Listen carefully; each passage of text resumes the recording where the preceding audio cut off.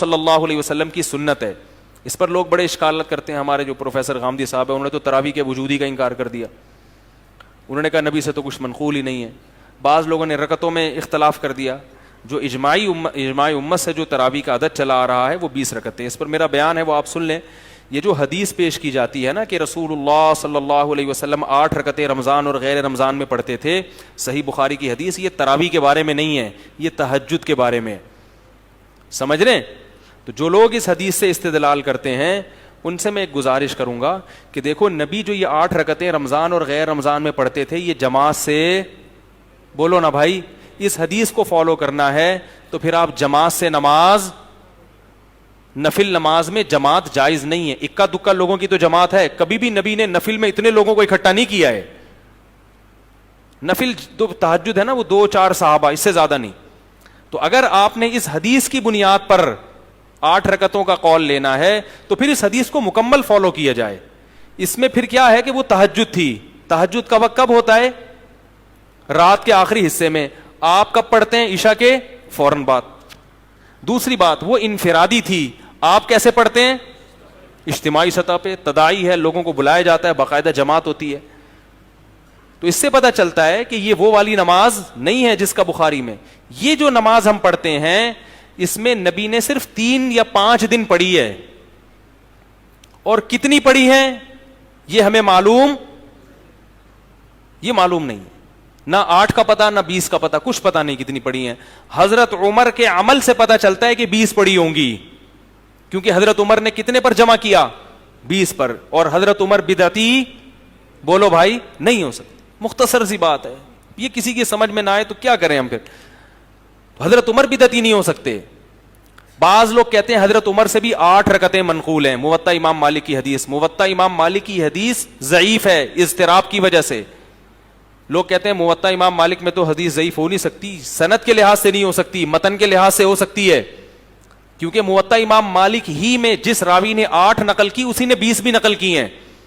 اور موطا امام مالک تو امام مالک کی کتاب ہے. امام مالک اگر اس حدیث کو صحیح سمجھتے 8 والی کو تو خود 8 کا فتویٰ دیتے. وہ خود 8 کا فتویٰ, وہ تو 36 رکعتوں کا فتویٰ دے رہے ہیں. پتہ چلا کہ وہ خود بھی اس حدیث کو, جب کتاب کا جو مؤلف ہے جو خود حدیث لا رہا ہے وہ خود اس پر عمل نہیں کر رہا. اور پھر صحابہ تابعین میں کوئی ایک بھی روایت ہمیں اس روایت کے علاوہ ایسی نہیں ملتی کہ انہوں نے 8 رکعتیں پڑھی ہوں. اس کا مطلب کوئی بھی اس حدیث کو, امام شافعی بھی اس حدیث کو نہیں مان رہے, امام مالک بھی نہیں مان رہے جو خود کتاب کے مؤلف, اور امام احمد بن حنبل بھی نہیں مان رہے, امام ابو حنیفہ بھی نہیں مان رہے. تو یہ کیسے ہو سکتا ہے میرے بھائی کہ آپ حدیثوں کا وہ مفہوم بیان کرنا شروع کر دیں جو ان بڑے بڑے محدثین اور ائمہ میں سے کسی کی سمجھ میں بھی نہیں آیا. میرا جو بیان ہے 20 رکعت تراویح پر, آڈیو بیان ہے, وہ سنیں. اس میں نے 24 حدیثیں پیش کی ہیں صحابہ اور تابعین سے, اور ان کی سندوں پر بھی بحث کی ہے. بعض لوگ کہتے ہیں وہ ضعیف ہے, ان کی سندوں پر بھی بحث کی ہے. 24 حدیثوں سے ثابت کیا ہے کہ اصل عدد تراویح کا کتنا ہے؟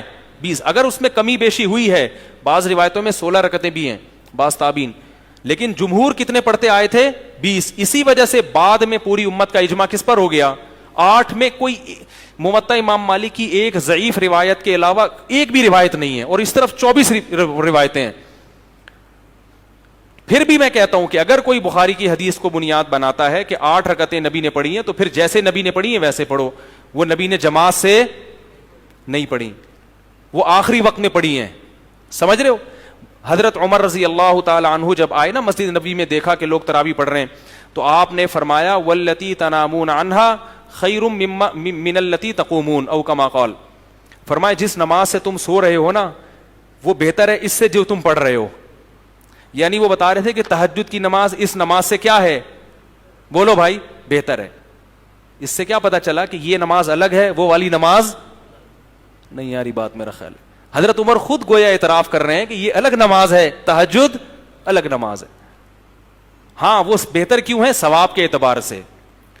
بہتر ہونے سے یہ لازم نہیں آتا کہ تاکید بھی اس کی زیادہ ہے. بعض نوافل ایسے ہیں جو ہوتے تو نوافل ہیں مگر ان کی تاکید زیادہ, یعنی ثواب تو اس میں زیادہ ہوتا ہے مگر تاکید زیادہ.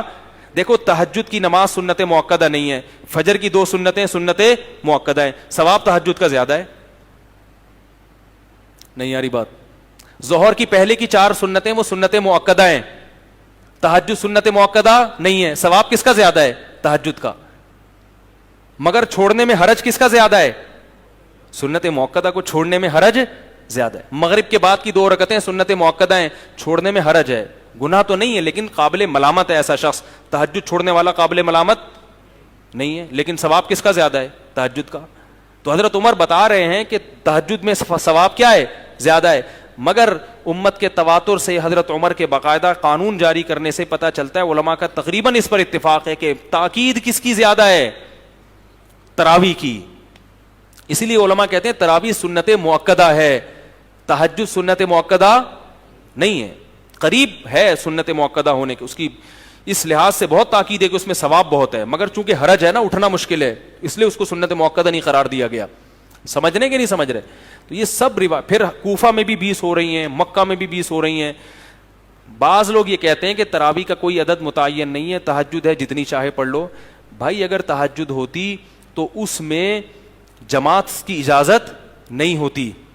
اور یہ حضرت عمر بھی 20 پڑھا رہے ہیں، کوفہ میں 20 ہو رہی ہیں، حضرت امام شافعی بھی کہہ رہے ہیں ہمارے زمانے میں 20 ہو رہی ہیں.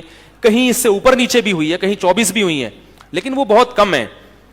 تو یہ جو نوافل ہے نا، نوافل یہ توقیفی ہوتے ہیں، اس میں اپنی رائے کو دخل نہیں دیا جاتا. یہ جیسے منقول ہوگا ایسے ہی ہوگا. تو اس لیے علماء کہتے ہیں کہ حضرت عمر نے چونکہ 20 کی تھی، اس لیے جنہوں نے اس میں کمی بیشی کی ان سے اجتہادی خطا ہوئی ہے، کیونکہ نوافل میں اجتماع جائز نہیں ہے. اگر اجتماع ہو رہا ہے تو جن کیفیات پر اجتماع ہوا ہے، جن تعداد پر، جس عدد پر، اسی عدد پر قائم رہا جائے گا، اس میں کمی بیشی بولو بھائی نہیں کی جائے گی. تو جن لوگوں نے کمی بیشی کی ان کو اجتہادی خطا پر معمول کیا گیا ہے. خیر یہ خشک موضوع ہے، لیکن میں اس لیے چھیڑ رہا ہوں کہ لوگوں کو آج کیا ہوتا ہے، بہت سے لوگ آٹھ پڑھ کے کہتے ہیں اصل سنت یہ ہے، تو ایسا نہیں ہے. پھر بھی اختلافی مسئلہ ہے. جو 8 پڑھ رہے ہیں ان پہ طنز مقصد نہیں ہے، ان کی رائے ہے. میں یہ نہیں کہتا کہ وہ حدیث کے منکر ہیں یا خلفائے راشدین کے منکر ہیں. ان کو جو سمجھ میں آیا انہوں نے اس حساب سے کیا، لیکن ہمیں جو سمجھ میں آئے گا بھائی ہم اس حساب سے کریں گے. میں 8 پڑھنے والوں سے ایک بہرحال آخری گزارش کروں گا کہ 20 پڑھنے والوں کو بیوقوف مت سمجھو، بس اتنا کر لو تو بھی ٹھیک ہے. آپ کو اگر اطمینان 8 پر ہے آپ 8 پڑھیں، لیکن جو ائمہ اربعہ کو فالو کرنے والے ہیں ان کو قرآن و حدیث کا منکر، بخاری کا منکر مت سمجھیں، اتنا بھی کافی ہے. ایک عرب عالم بڑی پیاری بات کہہ رہے تھے، ان سے کسی نے پوچھا کہ ہاتھ یہاں باندھے جائیں یا یہاں باندھے جائیں، سینے پہ یا ناف پہ. انہوں نے کہا کہ ہاتھوں کے باندھنے میں اگر اختلاف ہو جائے، کچھ ناف پہ باندھ رہے ہوں کچھ سینے میں باندھ رہے ہوں، یہ اتنا برا نہیں ہے، لیکن ہاتھوں میں اختلاف نہ ہو اور دلوں میں مسلمانوں کے اختلاف ہو، یہ چیز بولو بھائی زیادہ بری.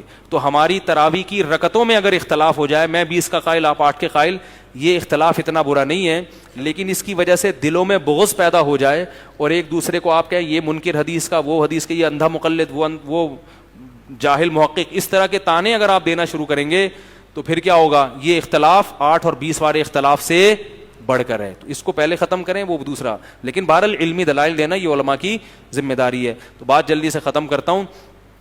صحابہ کرام اس نماز کا بہت زیادہ اہتمام، تو اللہ نے ہمیں بتایا کہ رمضان میں اللہ کو راضی کرنے کا ایک طریقہ یہ بھی ہے کہ آؤ.